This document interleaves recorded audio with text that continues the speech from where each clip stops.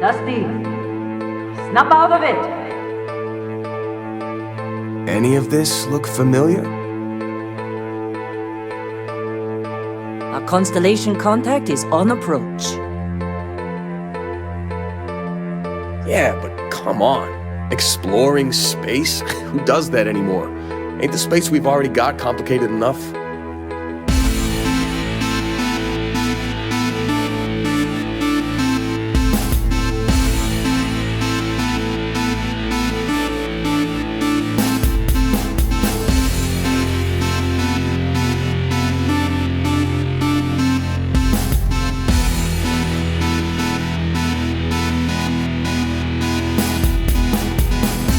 Welcome aboard the Starfield Report podcast. Do you know how to keep your mods up to date? Welcome, Captains, to another episode of the Starfield Report podcast. I'm your host, Kenny Smyson, and with me, as always, is Jax Wiley. How you doing, Jax? I'm doing great. Good morning, everybody. I'm glad to have you here. Hope you enjoy the ride. And today we're going to do the usual start off with a little bit of mod talk, and we'll get into our main quest missions. Now, originally we were going to be doing main quest 7 through 11, 11 being high price to pay. However, because that's a more involved quest, we're going to go ahead and do that one as its own episode. Our next episode will just be focused solely on that one, because there's probably going to be a lot of discussion considering the spoiler stuff that happens in that quest. So yeah, it's really an emotional quest, and it really shocking the first time you do it. Yeah. So we want to be able to give that mission the time it deserves. Right. But first up, we're just going to go ahead and get into our mod talk here. So, and actually, what both of us have decided to do is talk about how to update mods. So it won't be a specific mod. I'll handle the PC side since I play on PC, and Jax will do the Xbox. And so we're going to go ahead and get into that right now. Okay, so first up, Jax is going to go over the Xbox update. Now, this is my screen on the PC, so I'll just kind of walk along. But then we'll do the PC one next. So go ahead, Jax.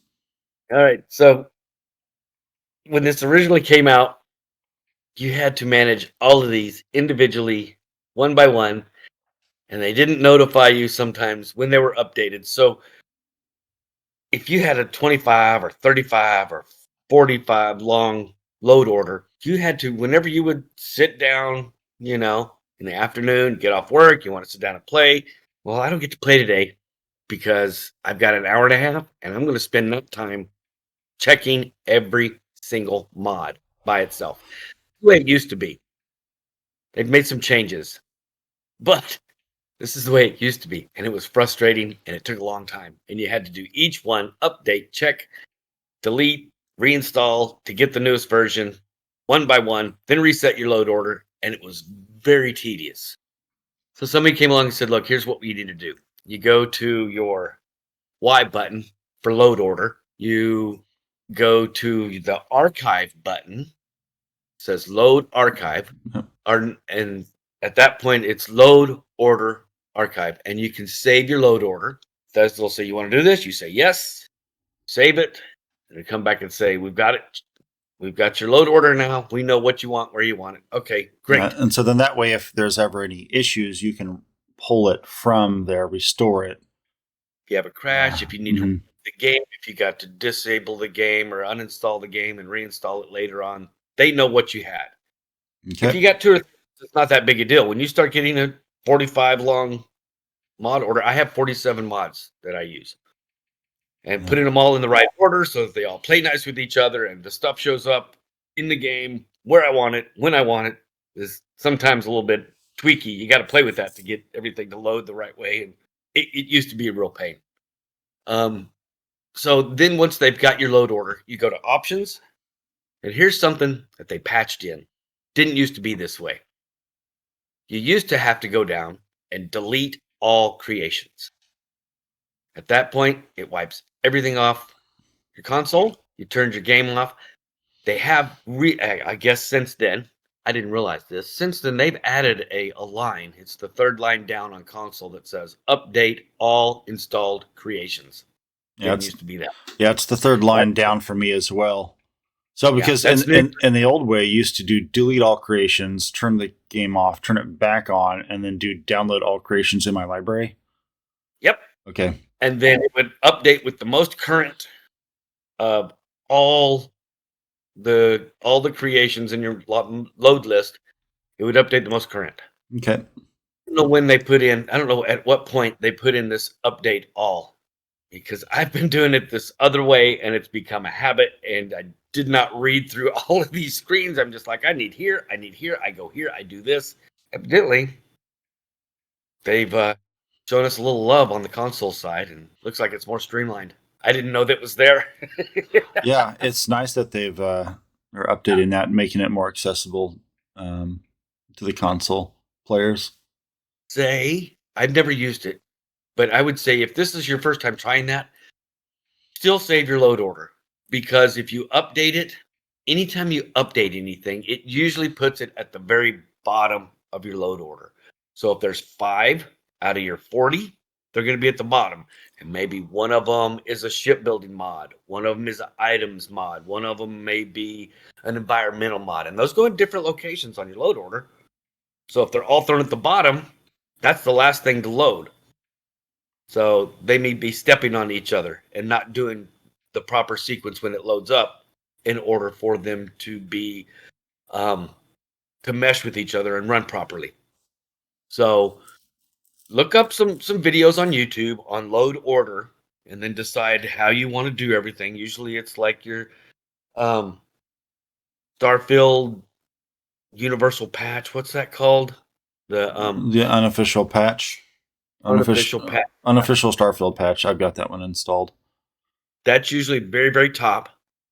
And then you work down what they've talked about on some of the different load order YouTube videos is where I went. I watched 2 or 3, and then I take the general gist of them, and I made me a list, and then I try to put everything in the order of that list. But it's basically your grouping stuff. Yeah. And then maybe you have an environmental mod that makes everything greener. But then you have one that's a specific planet, and it makes that planet a desert planet. Well, if you put that above the greener one, then everything on that planet's going to be green, because the greener planet one loads after. So it does make it where your load order of where you make everything, because it's going to load the first one, and then the next one will load, and it'll check with the first one, and then it'll load all of their requirements and parameters, and the next one will load, and the next one. So it's from top to bottom. And so you can have multiple mods that interact with the planet, the environment, the characters, or whatever. You just want to make sure you put them in the right order, and that the last one that you want to take effect is the last one on your load order. And I don't know, if you're gonna mod, it's a whole passion on its own on top of the game. So it's not, if you don't want to monkey with it, you don't want to monkey with this kind of stuff, you probably shouldn't be modding, because this is a whole passion on top of itself. Yeah, it's definitely not for the faint of heart. A lot of people get into modding, especially on the console, because it's more easily accessible. I mean, it's a double-edged sword. It's nice, it's accessible, but then people might not know what they're doing and could even break their game. Obviously, it's a lot easier to break your game on a PC modding, because there's less controls and less oversight compared to the console mods. But even sometimes the console mods that can cause issues. You're crashing all the time, or the game is freezing up a lot, and you're like, I don't understand. All I did was put in these 10 mods. Slow down, put in a mod, load your save, make sure it works, put in your next mod, load your save, same save, see if it works. Third mod, do them one at a time. You don't want to be putting in a bunch of mods all at once, because then you have no idea where the conflict is. If you load it up and you're on the 3rd or 4th mod that you put in, and you're like, hey, now I can't do the XYZ, that mod is probably in the wrong place in your load order. So you need to move it up or down. What's it conflicting with? Every time I go into town? Okay, well, that's this kind of issue. Let's move that down the list so it takes more priority later on in the loading of the software. Yep. Okay, now we're going to be looking at the PC mod updating. Now, if you are a PC player and you're new to modding, I highly recommend looking for Gopher on YouTube. In fact, I'll put a link in the description below to his channel because he's a wonderful chap from across the pond, British fella, and he is excellent at covering everything mod related with the most soothing voice you can ever listen to. And so I've been with that guy for years. Yeah, love that guy. And so, there's two types of mods. There's the basic mods that you can install just right into the game, and those are the ones that are going to be on the Xbox as well. But then there's also ones that require what's called a script extender, which doing that, it's not as complicated as it used to be, but basically it requires you to make a different entry point into the game. I don't know if that's explaining it correctly, but you end up having a new icon on your desktop. That's not even, so you don't even launch it through the default one. And the script extender, for example, Skyrim had it, Starfield has it, Fallout had it. You need that for certain mods that are pretty foundational for a lot of PC players. Yeah, we don't get that on console. Yeah.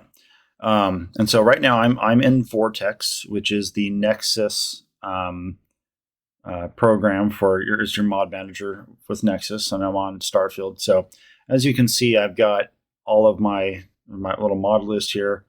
I've got a whole long list of script extender, in fact, right there. And then let's see here. Yeah, so when you're in your mod manager, you'll see this yellow marker right next to a mod that is indicating that there's a mod, an update available. When you click on it, it's going to open up your browser, and you're going to automatically get the option for your slow download or fast download, depending on your preference, or if you have a membership to Nexus Mods. So that's a pretty straightforward way to do it.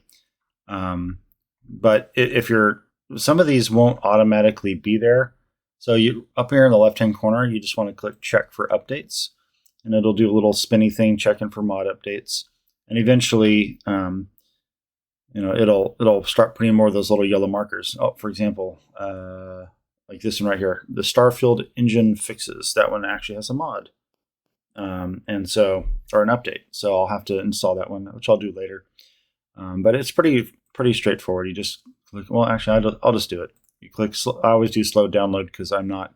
I don't have the membership thing with Nexus, and it'll reopen back up into Vortex. Starfield engine fixes, and it says an older version of the mod is already installed. Replace the existing one, which I always update all profiles personally. The different profiles didn't come when you're doing it's a couple different characters, right? Where you've got, you want mods for one character, but not for the other. That's much more involved than I typically will get with mods. It's like if I install a mod, it's going to be for all of my characters. So I'm just going to go ahead and click update all profiles, and it'll kind of sort through all of its stuff, and pretty much is done. Now these script extender ones here are Starfield script extender plugins. Those ones are a little more tricky, and so as you can see, I typically will leave a lot of these in here even when I've uninstalled them, because I might need to revert back to one, because those then might affect some of the other mods that I have installed. So I have to be careful to pretty much just I uninstall them, but I leave them there in case I ever need to revert back to one. So that pretty much wraps how to update the mods on PC. All right, now we're going to be going through the main quest again here. We're going to be looking at missions 7 through 10. We are going to do 11 as its own episode, as I mentioned earlier. That'll be the next episode because that's a pretty involved quest. But 7 through 10 are all pretty fast. Well, 10's a little more involved, but 7, 8, and 9 are all pretty basic. So quest 7 is Starborn. And this is the one where after you've done the All That Money Can Buy quest on Neon with Walter, you take off and you're out in space. And this is when you come across your first Starborn character.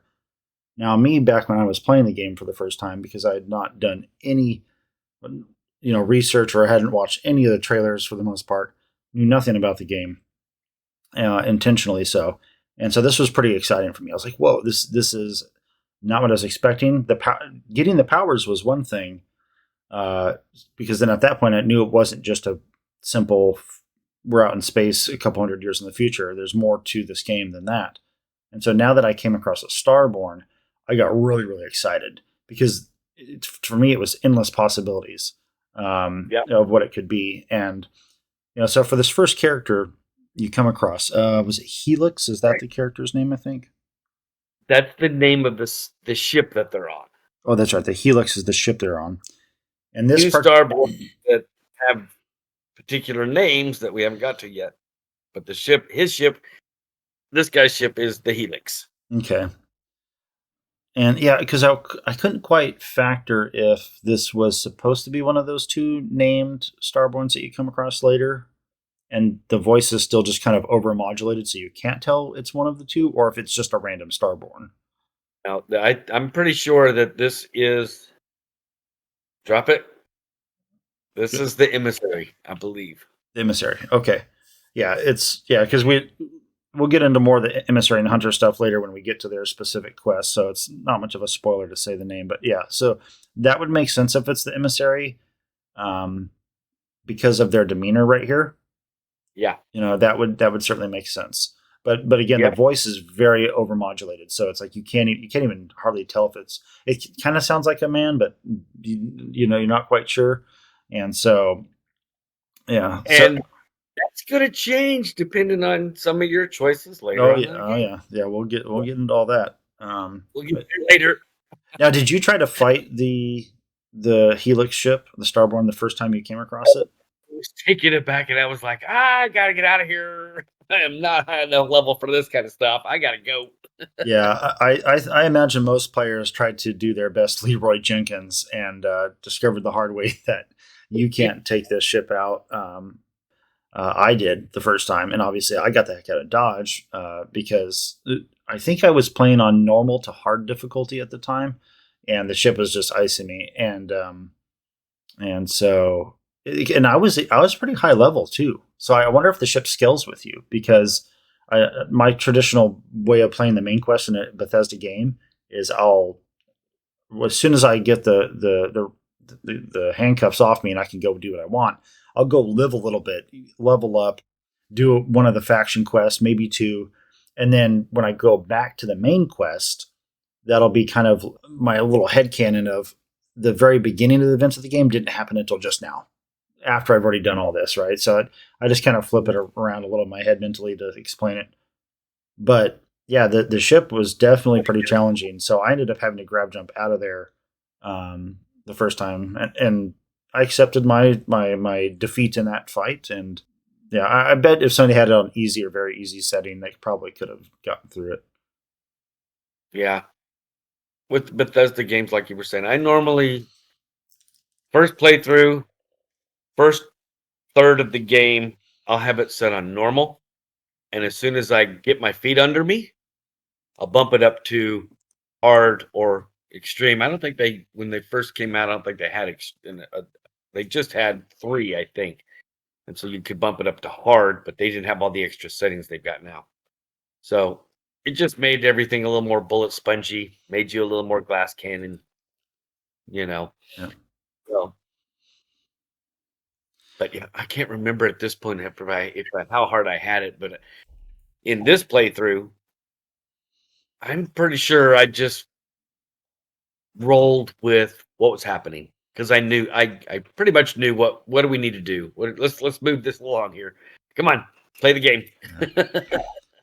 Yeah, and I just jumped out because I wasn't going to waste my time trying to fight him. Yeah, it's hard to separate the player knowledge that we have from the character's knowledge. You cannot replace the first playthrough. That's where Yeah. your eyes get opened and that's where all the enjoyment is. I always do a first playthrough, no matter what. I do it at medium or hard level, no mods, just vanilla, run straight through, and let's see what this game is. And enjoy it for the story. That's my time to enjoy the story. It's reading a book and you turn the page and you can't wait to find out what happens on the next page. After Yeah. you've read it once or twice, you realize, okay, I need to get to this point because I want to do this thing now. I want to do that thing now. But the first time, there's no replacing that. Yeah. It's so it's awesome. always special. It's like, did you ever see the movie Paycheck with Ben Affleck? Doesn't sound familiar. It's probably close to 20 years old. It's got Uma Thurman in it, and the basic premise is that he's like the super geeky, nerdy guy, really smart, genius level guy, and he works on projects where the company he works for will be hired by other companies to do a project where they don't want the person who built or designed or whatever it is to remember anything about it. So he gets, I think, like a little injection of some kind of chip in his brain, and then he'll start the assignment. And usually, I guess these assignments might last a week. And then when he's done with it, they like activate something in the chip, and then the last week of his life, he forgets everything.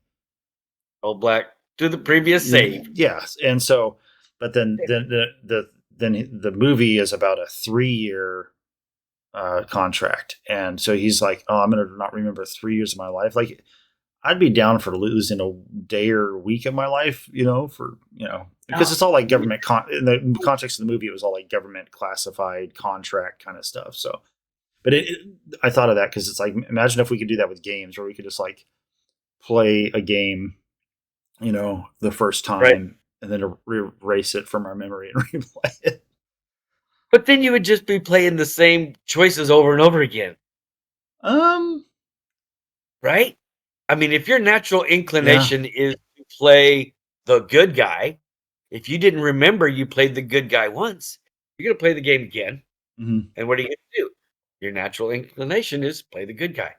You never get to experience, hey, if I do this differently, I get to experience something different. That's where the replayability, that's where the modding stuff comes in. That's where longevity of a game comes in. Yeah, You know what I true. mean? That's why we still play these games, especially the Bethesda games, because, yeah, sure, I know exactly how that quest is going to go. But you know what? If I kill the bartender, what happens now? Yeah, it definitely can change it up. And so bringing in your player knowledge into it's a good point. Will affect your future playthroughs and your future characters. So I mean, because even on this brand new character I started for re-going through the main quest as a low level, little humble level, whatever, I don't know. I think I'm like level 25 on him now. But yeah, it's definitely a good experience to go through the game again. But it's also hard not to get caught up in what my game was the first time I played through. Yeah. So, all right, let's see. Next quest. So that was Starborn. Now we're going to go further into the unknown. And this is basically just a fetch quest because at this point, You're just getting to meet a lot of the guys from the lodge and realize who they are and what their role in the lodge is. And Vladimir runs the space station. Yep. That's in orbit. So you got to go up there and you got to talk to this dude. You find out, who is this guy? Well, he's a bodybuilder. If you're a bodybuilder, if you've got fitness, then it'll give you a little line there to talk about doing some workout stuff and keep your body fit. And let's keep your body fit, keeps a fit mind, kind of a thing. You get to talk to him. And at this point, I think this is where he says, hey, we've got these anomalous readings and light speed is too slow. So you're going to have to go check it out using your faster than light travel. Yep. So the grav drive is why we have to go there, because that's a lot quicker than sending the signal and seeing what it is, and the signal bouncing back halfway across the solar system is, it takes time. Faster than light doesn't take any time. There and back, you can do it in a day. Be right back. Thanks, Vlad. Yeah, that's the thing about the grab drive. It's a little overpowered because you can move around so fast in the galaxy. You're just like you yeah, it's a really cool feature of the game, which to allow the fast travel, but then it almost takes a sense of the exploration away. But then I guess that's why the main quest has I can't get into that. That's spoiler stuff for the very end of the main quest. So We'll get there. yeah, we'll get there. Pay attention, folks. Yep. We're getting to it. Yep. But yeah, so you go out, you collect some more of these artifacts. Or I think are these the first? Oh yeah, so up to this point, I think all the artifacts you get were from just specific like unique locations quests. Um, Well, I think at this point you've only gotten the one that you got on Vectera as the miner. Mm-hmm. Yeah. Yep. Isn't that it so far? Or Well, was there? no, there's the one you got from Sarah's friend? Yeah, Sarah's friend, the hood ornament. He was using it as a hood ornament. Okay, you got one at the empty nest from the Shaw gang. Okay, and that might be it. So I think you've had at least 3 by now. Where they kind of take the handcuffs off you and go, "Hey, here's your replayability, or not replayability, but your what do they call it when a quest resets over and over again? Radiant Quest. Here's your Radiant quest. You can go and check all these planets and things over and over. There's about 25 or 30 of them. Just do it over and over and over again. Yeah, because I think these artifacts. Let's see, how many do you find on this quest? I think there's 2 specific ones. Yeah, so you'll get 2 artifacts specifically on this quest, and I think the location will change each time. Like it's not the same for each playthrough. So then it does add a little variety to it.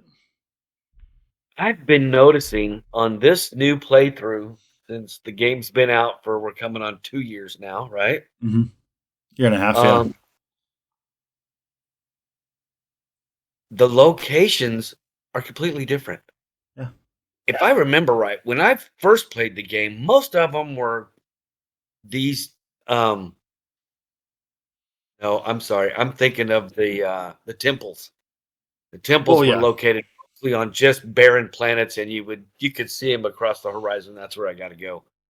And I'm seeing this playthrough that the temples are located, a lot of them, on a lot more planets that have vegetation, and they've got flora and fauna, and they're kind of nestled inside of a mountain or inside of a valley, and a lot more interesting. The first playthrough, I don't remember that so much, and this time I noticed. It took me by surprise, and I was like, I don't remember ever finding a temple in these kind of locations before. That's interesting, because that's similar for me. So my first playthrough, primarily barren rocks, barren planets. Usually had to wear a spacesuit because the atmosphere was uninhabitable. A couple lush ones, but then the first time, I'm trying not to spoil too much, but the second time, my second universe, I went, and it was definitely more lush environments for those temples. Yeah. Sorry, I guess I'm trying. We're just talking, right? Yeah. But yeah, so that's pretty basic quest there. It's just a fetch quest. So the next quest we get to is Shortsighted. And this is a really simple quest, and like you can finish it super fast if you want. And I was kind of wondering what was the point of the quest. And Shortsighted, Vlad needs all the crew from the lodge, which is basically all the companions at that point, or the main ones. So you got Sarah, Barrett, Sam, and Andreja. All of them to go to the Eye because he needs some help repairing it. And I kind of realized, and don't want to get too spoilery here for future quests, but this kind of sets you up to be, if you're into the role play, if you're into getting to know the characters in a game like this, this gives you the option to start to get to know them. Yep. And now I don't think the problem with some of the companion affinity quests, where it's their unique quest, is I think you have to have gaps of time in the play to advance the quest. So you could potentially, if you were to start one of them right now, I guess you could just wander off and do a lot of other stuff. And periodically, as you level, I think it will be like, oh, you got to go back and talk to Barrett because now he has an update from the attorney. So Yes. I think that So could happen. But at this point, for the most part, as far as the main quest is concerned, if you're plowing through the main quest, and if, especially for new players, hear me out. Maybe take a break from the main quest, get to know these characters, do their side quests, then come back to this mission. Because if you just blitz your way right through this, all that's going to happen is you're going to go up to the eye, you're going to talk to the 4 different people, or 4 different ones, help them with their repairs. Then you go back to Vlad and tell him the repairs are done, and then he sends you on the next quest. Right. So this actually forces you to talk to each and every one of them again. Right? So you're building affinity slowly. The game is forcing you to build affinity. Right? Yep. Because you did it when you went into the lodge, and they wanted you to walk around and talk to everybody, and you talked to Noel, and you talked to, Mateo. Walter, Mateo, and you talked to everybody when you first went into the lodge. Now they're making you talk to everybody again. So this is the game engine's coding forcing you to further each character's position in the game, right? Yeah. So take that minute, talk to them, right? When you go to Sam and you say, hey, how can I help you? And he says, hey, do this. And it's got the little marker, and you do the thing, and you go back and you talk to him. At that point, take a second and look down the menu, and it says, ask Sam some questions, or talk to Sam, or something like that. Take a second to talk to him, and that will push everybody's affinity with you a little bit further along. And then you'll start getting, like you were saying, some notifications up in the corner of your screen that'll say, hey, go back and talk to Barrett. Hey, go back and talk to Sarah. So those will be activities down that will say, okay, well, now I can do the main quest, but I also, if I want to do some of the side stuff, the activities will drop down, and it'll tell me, go talk to these folks. And that's where you start building. You really start building the storylines with each of the folks from the lodge.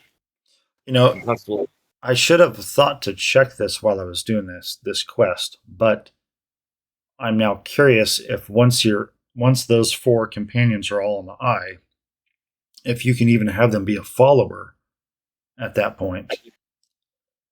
Or are they kind of assigned to that one spot in the eye working on it? Yeah, I see what you're saying. Is there the actual, in the menu, does it say, hey, follow me? Yeah, because this might be the point where once you've started this quest and everybody's on the eye, then maybe you can't have followers until you do the next quest, which you're assigned a follower. Well, haven't we already been assigned Sam at one point? Yeah. We were assigned Sarah at one point. We were assigned Andresia to go through the mine at one point. Yeah, so we've each... Barrett? I don't think we've been assigned Barrett yet, have we? You got to rescue him. Yeah. From the Crimson Pirates. So yeah, you've done, at this point, you would have done at least one quest with each of them. Yeah. So the game kind of forces you to at least kind of spend a little time with them. Yeah. Which becomes relevant in High Price to Pay. So. Yeah. All right, so we're move on to our... What's that? I said we'll get there next week, folks. Yep, next week. And moving on to the final quest of our show today, it's going to be No Set and Moves, and this is a pretty big quest, pretty involved with the whole story. The last couple quests have been pretty simple, nothing too dynamic, but this one really ups the ante. And so it starts off with you, of course, on the eye. All of your companions are there, and Vlad tells you you need to take a specific companion, which it sets you up for something that happens in the next quest, which is a pretty big spoiler, so we'll get into that then. But anyways, you have one companion you're supposed to take, and then you head over to the squaw because there's the collector. And Like, what was your take on the collector when you heard about this guy? Um. Well, they didn't really give you enough to go by. I mean, other than he kind of seemed like, I don't know, jerk. I Mm-hmm. keeping it family friendly. You know what I mean? Yeah. He didn't seem like the best guy to go palling around with. He seemed more of a scoundrel scumbag kind of, you know. Mm-hmm. Dr. Evil wants to collect everything. Doesn't matter if it's nuclear bombs or gold bullion or whatever. He's collecting everything. The Yeah. first time I did this, of course, I did what I usually do, and I did a little background research and decided what the best way to get through this quest was, and I did it that way. And so it was just bum rush him, take all his stuff, kill everybody, loot the ship, and leave. Yeah. At one point, when we were talking previously, you'd mentioned how it's kind of a natural conflict to set up because Constellation is basically collectors because we're going around collecting all these things, and this guy is a collector, literally named so. And so it's You'd just like to talk about, yeah. You think you would be able to talk it through with him, maybe, but I got a couple of spaceships and I got some, some rare materials. Maybe we can make a deal. yeah. But he was But pretty adamant about keeping that yeah, the we wanna make artifact. So when you board a ship, you've got like the guard you got to talk to for a little bit, and then then you get into kind of the main room, and at that point there's this group of mercenaries. And so me on my first playthrough, I was being slow and methodical.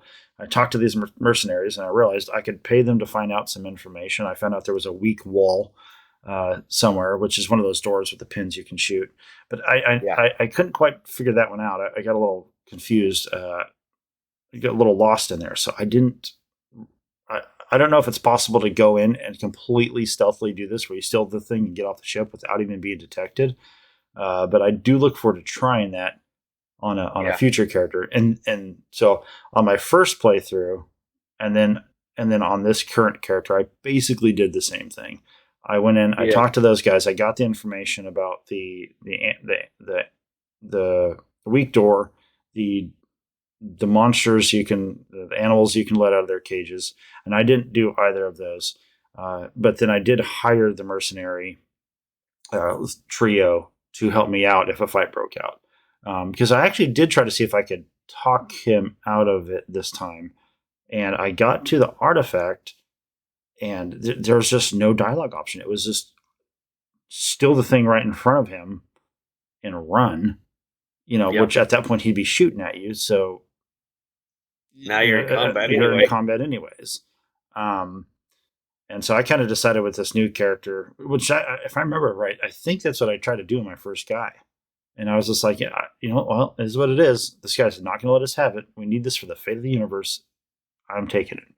But this with my pilgrim character here, I kind of headcanon things a little bit as I go, and I decided to say, well, in his previous life, or not, just younger years, he crossed paths with the collector, unbeknownst to the collector, and so he actually wanted to kill the collector. Even this is a grudge. Yeah. Childhood. So I just started unloading on him, and sadly what happened though is I was getting into it was total chaos because the gunfight started right there in the treasure room and spilled out into the halls back to where his little throne is. And somehow, in a very quick period of time, the trio of mercs had made it. They must have been sprinting because I got into a firefight and hit one of them and didn't realize it until I got closer to. Well, I had killed two of them, and I got closer to the third one, and I was like, wait, why are you shooting at me? And then I happened to look down and see the dead body and realized I'd already killed at least one of them. I found the other body later because I was throwing grenades. It was a little chaotic. And so, it was sad, but the three mercenaries died too after I'd already paid them. And they don't have the money on them if you kill them after you pay them. So keep that in mind, guys. Right? I did mine similar, but a little different because I did let the animals go. Okay. I opened up the cages and then I snuck around to the back of the vault, dropped the fake door, went in, stole the thing. By this time, the animals are causing chaos and diversion. Okay. So I'm able to the front door of the vault and try to make my way through. I left the collector alive. Yeah, I made sure I didn't take a shot at him. And then, but yeah, I think I pretty much went scorched earth on all the guards. Okay. And left the place with nobody alive. Just the poor collectors there with a dead ship. And no one to fly. So that's the way I went through that one. It was fun though. All the animals running around, and I was able to just keep sneaking and beeping and bobbing and weaving, and because everybody was focusing on these monsters running around the ship, and nobody even cared what I was doing. Yeah. Well, that's good. Yeah, I look forward to trying a more stealthy approach on this on the whole main quest when I do it on my assassin character. Well, Assassin luckily, Steve. my other character, Eldon Leroy, he's right at the point, I think, of doing this mission. Oh, okay. So he's a super high level character. Well, I say super high level. He's like, I don't know, 170, 180. Oh my goodness. Something like that. He's pretty high. And he's got, most of the skills and been through everything at least once. And so I think I'll take him this time and try to use all of his skills in stealth and go completely like you say. I'm going to try to go stealth the whole way through. Of course, you'll have to talk to the guys when you first board.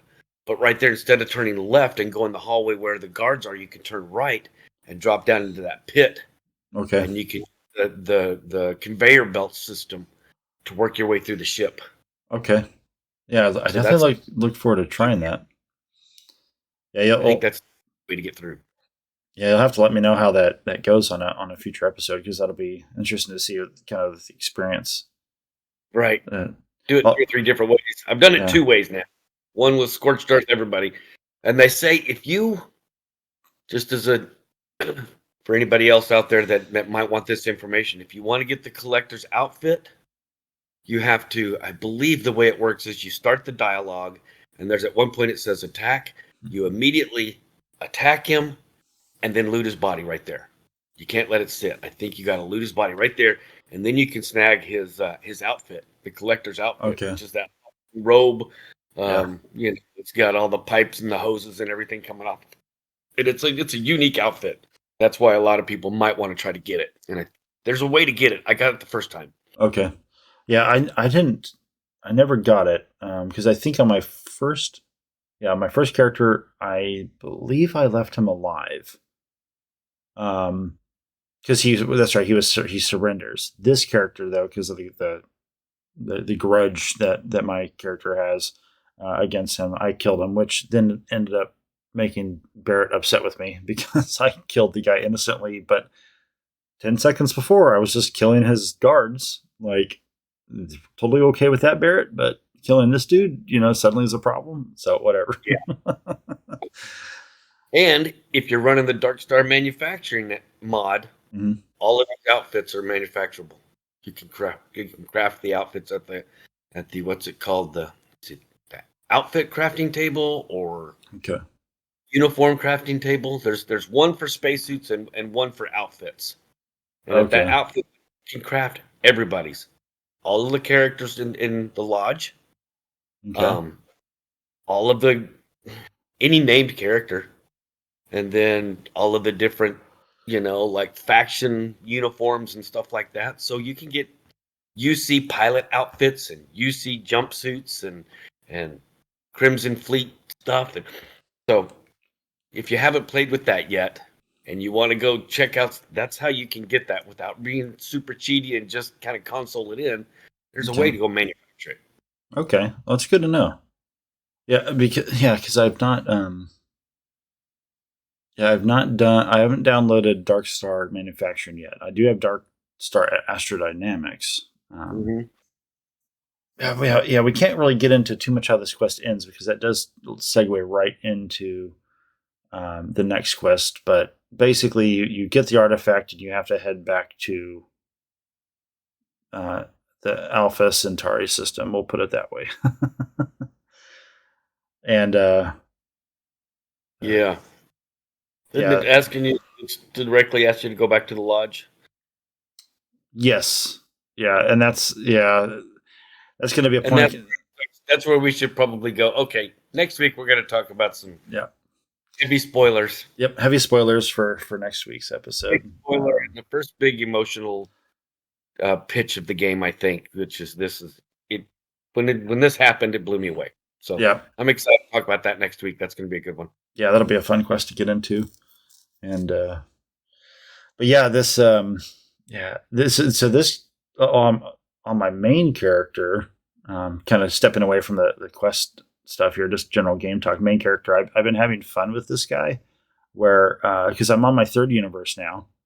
Unfortunately, I did not get a unique universe. I was hoping, and I think if you just do a save right before you go through the Unity, I think you can keep just, if it doesn't work out, if you get just a vanilla universe, you can go back through it until you get a unique one. But I decided, what's that? Is it? I'm not sure if the universe loads like right there before you hit the jump drive and go into the Unity, or if new universe loads while you're in the Unity just before you step into the black hole. Correct. You know what I'm saying? Yeah, I'm not sure. I wasn't sure. Where it loads. Yeah, I wasn't sure either. So I decided to do a hard save right before hitting my grab drive, just in case. But I decided just to accept this universe, because the cool thing about it was my second universe, after I went through the Unity the first time, I did not tell the Constellation who I was.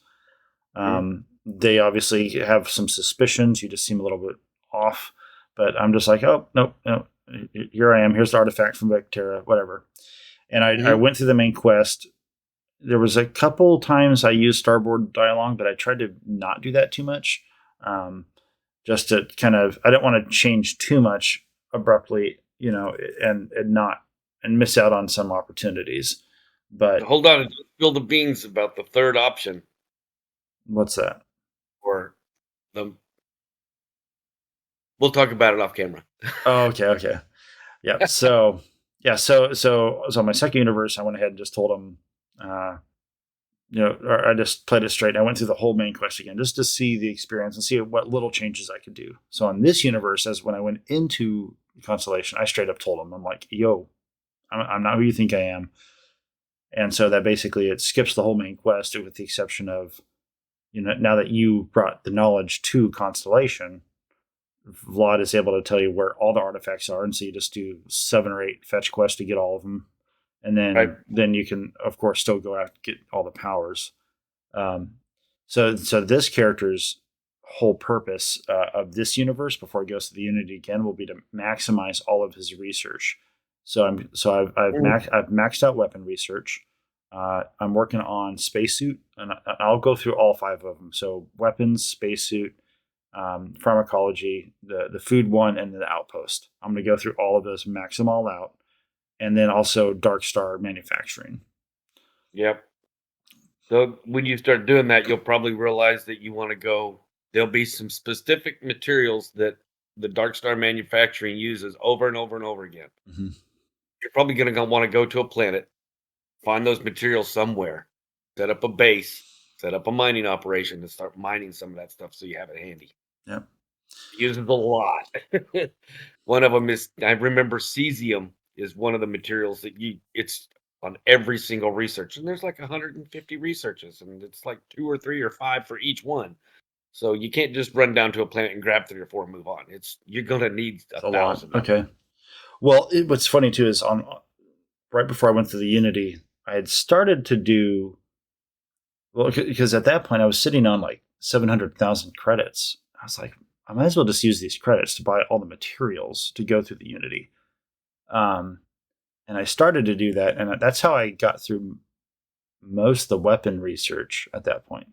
But I had a bug happen, and I don't know how this happened, but I was not getting XP from spaceship kills specifically, which is typically, if you really like, there are ways you can do fast XP naturally in the game. There's a couple areas that it's not a bug or a glitch, but it is just, there's like something with the husbandry farms where you can kill the animals that you make really quick or something. I've never personally done that, I usually just The go out thought, and do space combat and just to level up my character, but I was not getting any XP for ship kills. And so, how do you fix everything in the game? Go through the Unity. or yeah, what I've been trying before that is go to Venus and sit there for 2 full days. Save your game, Ah, reload the game, and see what happens.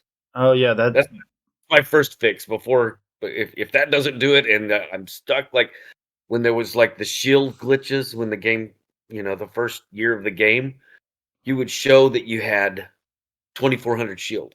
mhm. But then when you would get in a fight, if you would open your screen up, you would have like negative 200 shield. What? Because it was the calculations were getting the order of operations for the calculations were getting messed up. So Yeah. everybody was getting all these different weird readings. And the only way to fix it was there was 2 ways. You could dupe glitch your ship at a Mhm. vendor, and the new ship would be fixed, and then you would sell your old ship off, Okay. and you'd have a brand new ship, and it would have all the shields fixed. Or go through the Unity and start building your ships again. Yeah. So Yeah, I was lucky. I never got hit with the shield issue bugs. I heard there was something connected to having. There's the one guy that gives you a bonus to your shield that you can have on your crew. I heard he was part of it, along with I think Vasco, because I think they both do a shield, yeah, something and with then your other people. shields. And you don't save in outer space. That's part of the problem. If you ever want to save, you got to land on a planet and save, and that's what's causing the bug. And there was a lot of rumors to it. I Yeah, think they finally got it worked out in one of the patches, but yeah, for a long time it was you kept an eye on your shield strength, and if anything ever happened, you're like, oh crap, that yep, ship's done. yeah. Thankfully, I think most of those bugs have been patched. Yep, Another, do you remember that bug report video I did where my frame rate would get choppy in certain places? mine is doing that right now. Yeah. So for me, it happened in Neon, Sidonia, the Entangled mission, That's where I'm about to start that one. and the Well. Those are the 4 places I was able to find that it would do it. It was weird. It was as though it was an indoor, densely populated place. That's what I And was just saying. so, You think it's because of all of the ID tags inside of that place, it's just so densely packed with cups and bottles and pins mhm. and And all the people. NPCs, yeah. Well, Mhm. so without changing anything, like there was a setting I found in the display called frame generation. When I turned that on, the problem went away for the most part. But Mm. it recently came back about a week or two ago on my main character. I go through the Unity, the issue's gone. And I Yeah, specifically went to the Well, Neon City, and Sidonia to test it. And the issue's gone. So, uh, yeah, I think what can happen is the more time you spend in the universe, the game starts getting bogged down because your inventory on your person is full, your ship inventory, all the save stuff that's what I've that it noticed. has to remember. I mean, yeah. When I So, start doing like heavy base building, and I'll have 3 or 4 bases in one system, and I'm mining like 12 different materials, and I'm sending them all to one base, and then I'm putting all of those into um, storage bins, and I've got mhm, like hundreds of storage bins full of hundreds of different things. That's when I noticed, man, everything is bogging down. My load screens are taking a long, mhm. long time. Currently in this save, load screens are horrible. Oh, Uh, but you push through it. I mean, if you made it through Skyrim, yeah. you got to through this. My first universe, my outpost I made. I had the storage containers, for solids, liquids, and gases, and junk, and I was filling those up with everything because I didn't know would there come a point in the game where I'm just going to have a ton of materials to craft things. Because Yeah, at that point, I assumed that ship building might actually require parts, and I right. almost, You know, it's but gonna it take a lot of doesn't. You steel know. to make a spaceship. I better get a lot of that hmm stuff. But no, you just go to a guy and he buys everything. I almost feel like maybe they had tried to implement some kind of an actual proper crafting, but then it just maybe they couldn't figure out how to make it work that made sense, and that was not such a grind. So That's the thing. I heard Todd Howard say in a couple of different interviews that we tried these things and these systems early on, and they worked, but they just weren't fun.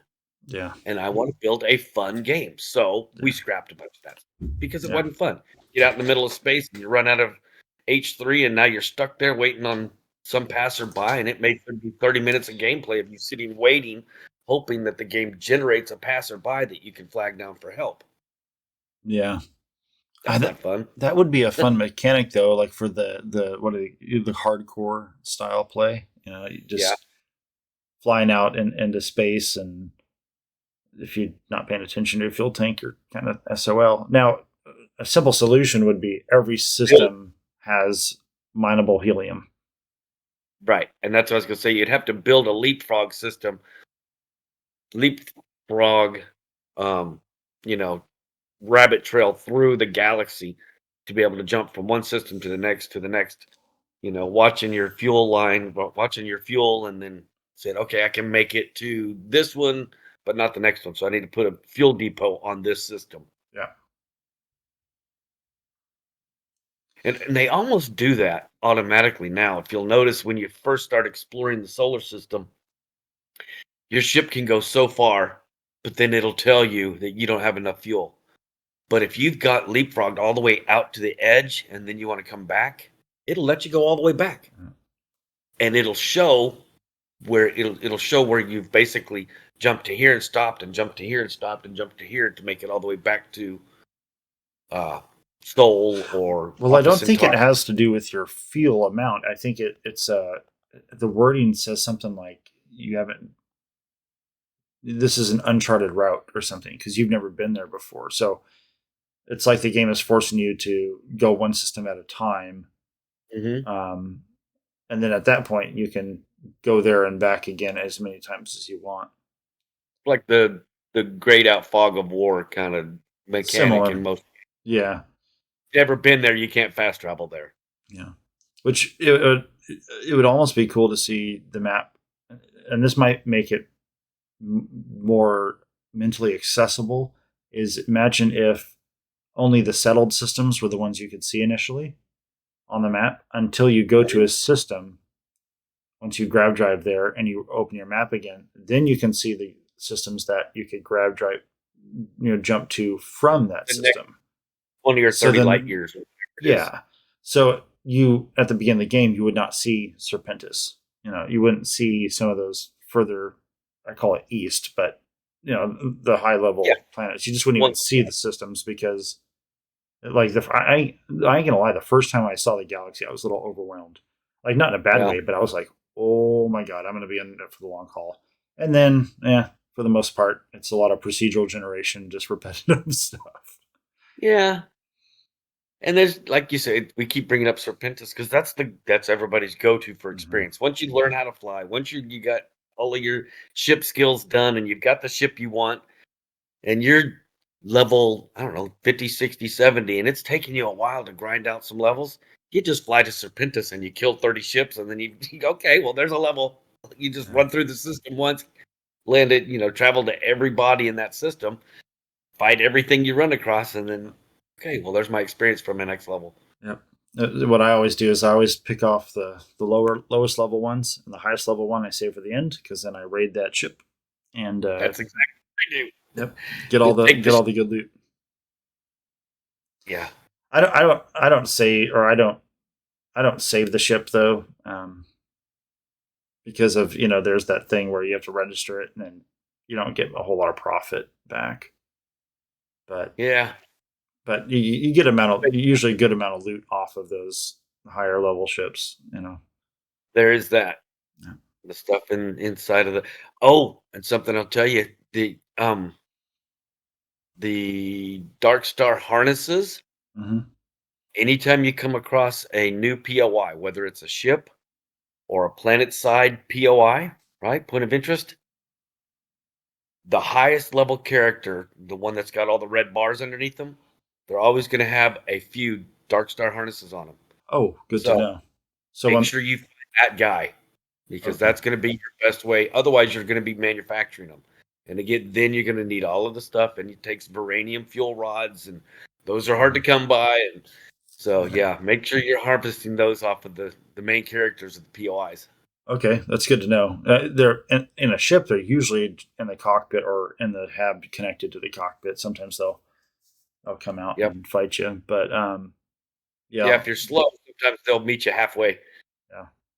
But yeah, so yeah, just as a FYI, make sure you're looking out for that and keep that in the back of your mind when you're going anywhere. If you get into a battle, find that one main guy, and he's going to have some of that on him. I'll have to keep that in mind. Whatever the big loot chest at the end of a planet side, the one that looks like a D20. Yeah. Oh yeah. Yeah. Or some of the big crates. Sometimes those will have it in it, but for sure, the main character, the main bad guy character, the big bad, he's always going to have it. Yeah, because most of the quote unquote dungeons have that kind of chest. It's either the D20 or there's that yellow one with the silver sides that kind of stands out a little bit more. So yeah, I'll definitely make a point, because I actually have not yet installed the Darkstar manufacturing mod, because I was just getting my sensibilities on the Darkstar Astrodynamics mod first. So I'm going to probably install that manufacturing mod here shortly, because I'm trying to bounce back and forth between him and just my Pilgrim character going through the main quest again.